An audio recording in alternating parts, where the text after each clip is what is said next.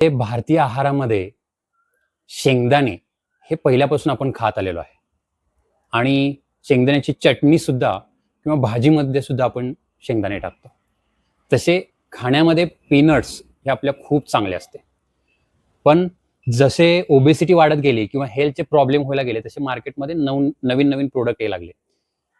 ज्याच्यामध्ये न्यूट्रिशन आहे असे प्रोडक्ट कसे विकता येतील, मग त्याला मोठ्या प्रमाणात मार्केटिंग करून बाजारात कसे आणता येतील यावरती लोकांचा फोकस राहिला आणि त्यातलाच एक प्रोडक्ट म्हणजे पीनट बटर. त्यामध्ये साखरेसारख्या काही गोष्टी असतात, मिठाचं प्रमाण जास्त असतं आणि बाहेरून ऑइल सुद्धा त्याच्यामध्ये ऍड केलं जातं. प्लस हे ऑइल कसल्या क्वालिटीचं असतं हे आपल्याला माहित नसतं. पीनट बटर हे तुम्ही घरी सुद्धा बनवू शकता किंवा पीनट बटर हे खाल्लंच पाहिजे असं नाहीये. तुम्ही जर तुमच्या खाण्यामध्ये जेवताना थोडेसे शेंगदाणे ठेवले ओके किंवा शेंगदाण्याची चटणी जर ठेवली तर जे तुम्हाला त्या शेंगदाण्यातून तुम्हाला न्यूट्रिशन मिळणार आहे ते तुम्हाला घरी सुद्धा मिळू शकते.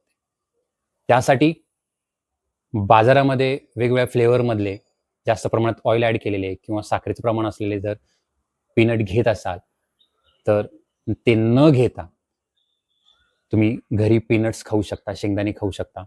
आणि दुसरी एक गोष्ट म्हणजे पीनट बटर खाताना आपल्या शरीरात किती प्रमाणात कॅलरीज जातात याचं सुद्धा भान राहत नाही, कारण ते खायला किंवा चवीला चांगले असते त्यामुळे त्याची क्वांटिटी अननेसेसरी आपण जास्त प्रमाणात खातो.